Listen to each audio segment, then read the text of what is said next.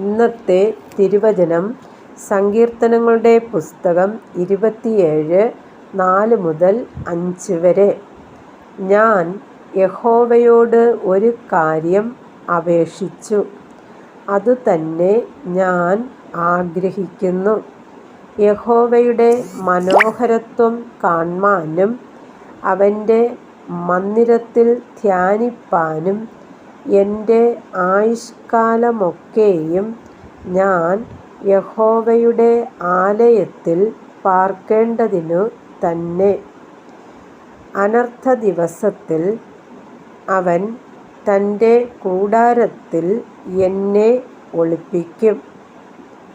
തിരുനിവാസത്തിൻ്റെ മറവിൽ എന്നെ മറയ്ക്കും. പാറമേൽ എന്നെ ഉയർത്തും. കർത്താവായ യേശുവിൻ്റെ നാമം മഹത്വപ്പെടട്ടെ.